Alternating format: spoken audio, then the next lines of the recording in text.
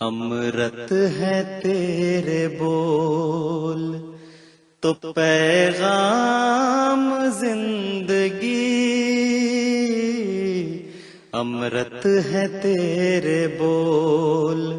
تو پیغام زندگی، تیرے سوا نہیں کوئی آواز وقت کی، تیرے سوا نہیں کوئی آواز وقت کی۔ بسم اللہ الرحمن الرحیم۔ ناظرین کرام السلام علیکم ورحمۃ اللہ وبرکاتہ۔ الحصار کے پلیٹ فارم سے آپ کی خدمت میں حاضر ہیں، اور آج دوسرا پروگرام ہم کر رہے ہیں ضیاء الحق کے متعلق، جو نشان اللہ تعالیٰ کا ظاہر ہوا اس سے متعلق۔ تو سب سے پہلے سیدنا حضرت مسیح موعود علیہ السلام کا ایک چھوٹا سا اقتباس پڑھ کے سناتا ہوں۔ حضور فرماتے ہیں، خدا تعالیٰ کا جوش نفسانی نہیں ہوتا ہے، اس کے تو انتقام کے ساتھ بھی رحمانیت کا جوش ہوتا ہے، بس جب وہ افواج کے ساتھ آتا ہے تو اس سے صاف پایا جاتا ہے کہ مقابل میں بھی فوجیں ہیں۔ جب تک مقابل کی طرف سے جوش انتقام کی حد تک نہ ہو جاوے، خدا تعالیٰ کی انتقامی قوت جوش میں نہیں آتی۔ اس مضمون کو حضرت مسیح موعود علیہ السلام نے دوسری جگہوں پر بھی بیان فرمایا، اور اس طور پر بیان فرمایا کہ اگر کسی نے خدا تعالیٰ کی رحمت کے نشان دیکھنے ہوں تو وہ اس کی رحمانیت کو زیادہ سے زیادہ جوش دلا لے اور اس میں خارق عادت رویہ اختیار کر لے۔ لیکن اگر کوئی بدقسمتی سے خدا تعالیٰ کے غضب کا نشان دیکھنا چاہے تو وہ بھی خدا تعالیٰ کے خلاف، اس کے پیاروں کے خلاف اپنی بدتمیزی میں اور بدتہذیبی میں انتہا کر لے، اور اس میں وہ خارق عادت نمونہ اختیار کر لے، تو تب بھی اللہ تعالیٰ کا جو اس وقت اللہ تعالیٰ کا جوش انتقام جو ہے وہ بھڑکتا ہے، تو پھر اس کے لیے ایک خارق عادت طور پر عذاب جو ہے وہ نازل ہوتا ہے۔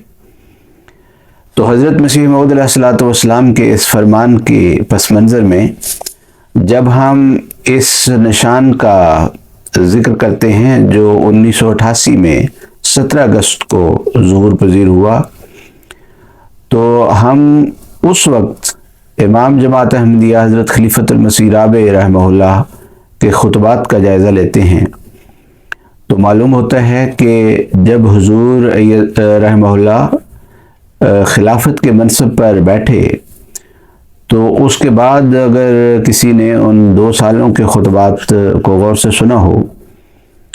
تو ایک ایک خطبے میں حضور جماعت کو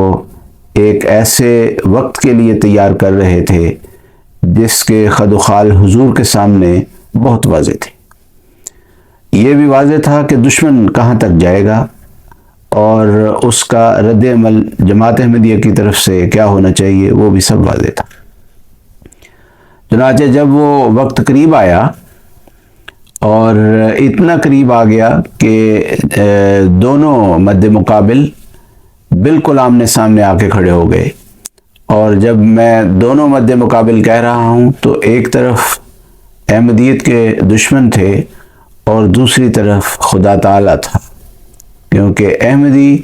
مد مقابل نہیں تھے، احمدی تو خدا کی پناہ میں تھے۔ تو اس وقت حضرت خلیفۃ المسیح الرابع رحمہ اللہ نے مباہلے کا چیلنج دینے سے پہلے ایک خطبہ ارشاد فرمایا جو 27 مئی 1988 کا ہے، اور اس خطبہ کو تشہد، تعوذ اور سورۃ فاتحہ کی تلاوت کے بعد یہاں سے شروع فرمایا پاکستان میں جماعت احمدیہ پر مظالم کا جو دور چند سال پہلے شروع ہوا تھا، اب یہ رفتہ رفتہ اپنے نقطۂ انجام کو پہنچ رہا ہے اور ایک ایسی منزل کی طرف بڑھ رہا ہے جسے ہم فیصلہ کن منزل قرار دے سکتے ہیں۔ میں سمجھتا ہوں کہ ایک ایسے میدان میں اب یہ معاملہ قدم رکھنے والا ہے جہاں فیصلے خدا کی تقدیر کی طرف سے ہوا کرتے ہیں اور آسمان سے نازل ہوتے ہیں۔ اس نقطہ نگاہ سے ضروری ہے کہ جماعت احمدیہ کو بھی اور جماعت احمدیہ کے مخالفین کو بھی اس صورتحال سے پوری طرح وضاحت کے ساتھ آگاہ کر دیا جائے، اور جس حد تک بات کو کھول کر بیان کر دینا ضروری ہے اس حد تک اس بات کو خوب کھول کر بیان کیا جائے۔ چونکہ یہ مضمون لمبا ہے اور ایک خطبے میں یہ سمیٹا نہیں جا سکے گا، اس لیے میں کوشش کروں گا کہ 2 یا 3 خطبات میں اس مضمون کو مکمل کر لوں، اور آئندہ صدی سے پہلے اس آخری سال میں اس مضمون کا بیان ہونا ویسے بھی بہت ضروری ہے، کیونکہ یہ ساری باتیں آپس میں ایک دوسرے سے تعلق رکھنے والی ہیں۔ معذرت خواہ ہوں کہ یہ خطبہ حضرت خلیفۃ المسیح الرابع رحمہ اللہ کا، میری خواہش تو یہ تھی کہ حضور کے آواز اور حضور کے ہی الفاظ میں حضور کی آواز اور حضور کے ہی الفاظ میں آپ سنتے، لیکن آن لائن مجھے اس خطبے کی ویڈیو یا آڈیو میسر نہیں ہو سکی، لہٰذا میں نے اس کا ایک حصہ جو ہے وہ آپ کی خدمت میں پیش کر دیا ہے۔ اس کے بعد جو مزید اس ضیاء الحق والے واقعے کا پس منظر تھا، اس کو حضرت خلیفۃ المسیح الرابع رحمہ اللہ کی مبارک زبان سے ہی سنتے ہیں، جو اگین ایک خطبے کا جو جولائی غالباً 1 جولائی 1988 کا خطبہ ہے، وہ بھی آن لائن چونکہ مجھے نہیں مل سکا، تو لیکن اس کا اقتباس جو ہے وہ حضرت خلیفۃ المسیح الرابع رحمہ اللہ نے 19 اگست 1988 کے خطبے میں پڑھ کر سنایا ہے۔ تو وہ حصہ جو ہے اس واقعے کے پس منظر کا، اس نشان کے پس منظر کا، وہ ہم حضرت خلیفۃ المسیح الرابع رحمہ اللہ کی مبارک زبان سے سنتے ہیں، اور یقیناً اس پر کسی قسم کے کوئی تبصرے یا کسی وضاحت کی ضرورت نہیں ہے، وہ خود بہت واضح ہے۔ اور آئیے آپ کو وہ سنواتے ہیں، اور پھر آئندہ انشاءاللہ اگلے پروگرام میں آپ کو مزید اس کی تفصیل جو ہے اس سے بھی آگاہ کریں گے۔ جزاکم اللہ تعالی و احسن الجزاء۔ السلام علیکم ورحمۃ اللہ وبرکاتہ۔ اس ضمن میں ایک بات یہ بھی خوب اچھی طرح آپ پر کھول دینا چاہتا ہوں کہ اس واقعہ کا جو پس منظر ہے اس سے بھی جماعت احمدیہ کی سچائی ظاہر ہوتی ہے۔ ہمیں ہرگز شوق نہیں تھا کہ جنرل ضیاء الحق صاحب خدا کی قہری تجلی کا نشانہ بنے، چنانچہ مسلسل بار بار خوب کھلے لفظوں میں ان کو تنبیہ کی گئی، بلکہ میں نے تو نجات کے راستے بھی بتائے کہ اچھا اگر آپ کو کوئی دل میں خدا کا خوف ہو اور شرم کے مارے اپنی وجاہت اور دنیا کے مرتبے کی خاطر جو حیا ہے وہ مانے ہو جائے، تو آپ یہ طریقے اختیار کریں بچنے کا کہ ظلم و ستم سے ہاتھ روک لیں، بس خاموشی اختیار کر لیں۔ ہم یہ سمجھیں گے اور ہماری دعا ہے کہ خدا کی تقدیر بھی اسی طرح آپ سے سلوک کرے کہ آپ نے چیلنج قبول کرنے سے انکار کر دیا اور اپنے ظلم سے باز آ گئے ہیں۔ چنانچہ کھلے لفظوں میں یہ سمجھایا گیا اور پھر یہ بھی کہا گیا کہ ایک لمبے عرصے سے ان کی طرف سے جواب نہیں آیا، ان کو زیادہ وقت ملنا چاہیے، وہ غور کریں، کیونکہ میں نہیں چاہتا تھا کہ کسی طرح ایک اس وطن کا سربراہ جس وطن سے ہمارا تعلق ہے، ہم میں سے اکثر جو آج یہاں خطبے میں موجود ہیں ان کا اسی وطن سے تعلق ہے، اس طرح خدا کی قہری تجلی کا نشان بنے، کیونکہ اگر ایسا ہو تو اس کے عواقب میں پھر اور بھی اللہ تعالیٰ کی ناراضگیوں کے اظہار ہوا کرتے ہیں۔ یہ بہت بڑی روک تھی میرے دل میں، اس لیے میں نے ان کو خوب موقع دیا۔ چنانچہ بعض اقتباسات میں ایک دو آپ کے سامنے رکھتا ہوں، اس سے آپ کو اندازہ ہوگا کہ جماعت احمدیہ کو شوق نہیں تھا کہ وہ خدا کی قہری تجلی کا نشانہ بن جائیں، بلکہ ان کو خوب اچھی طرح متنبع کیا گیا اور تنبیہ کا کوئی پہلو باقی نہیں رہنے دیا گیا۔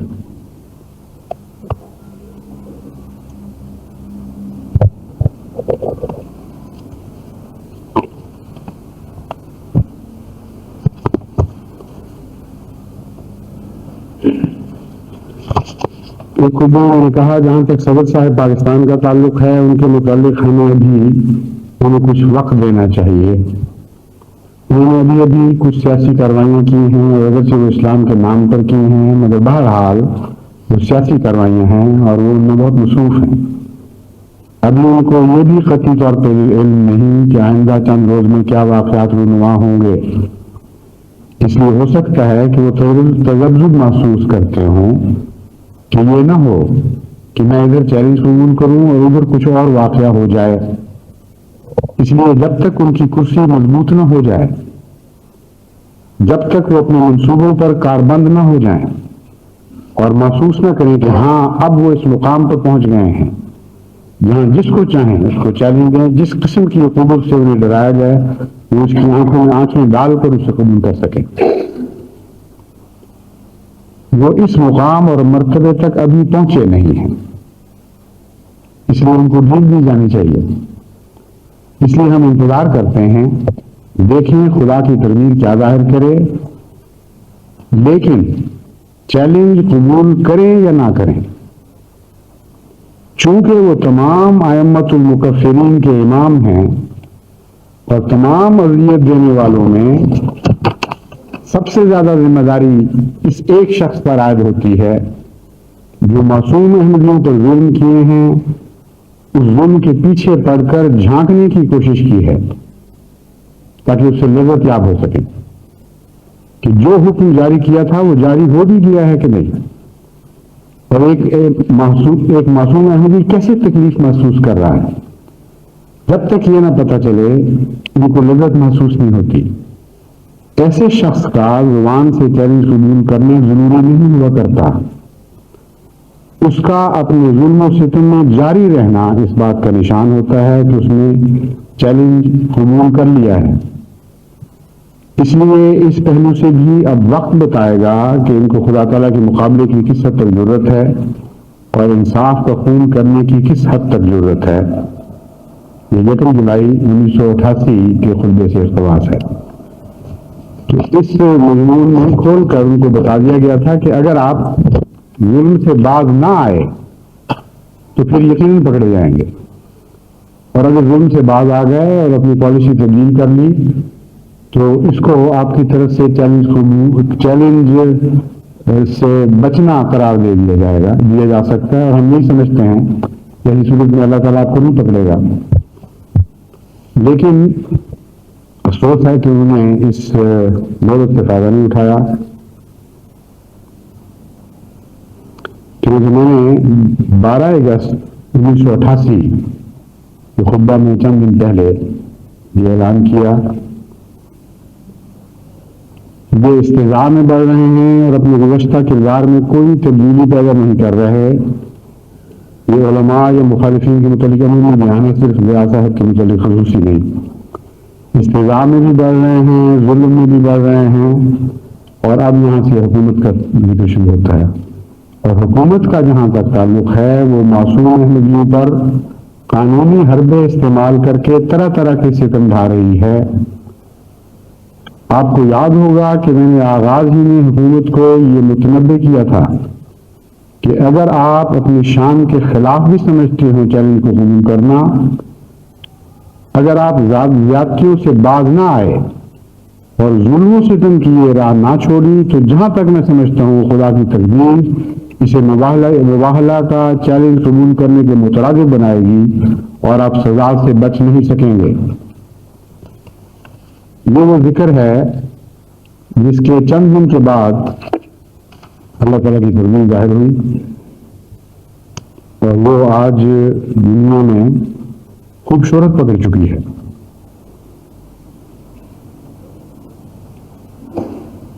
بارہ اگست کے خطبے میں نے یہ بھی ذکر کیا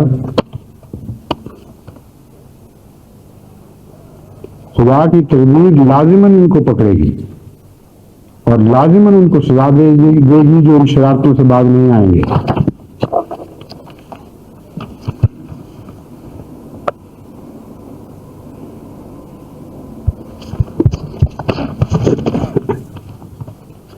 بہرحال یہ کیسا عظیم شان تاریخی نوعیت کا نشان ہے جس کے اوپر ہمارے لیے اللہ تعالیٰ کی نصرت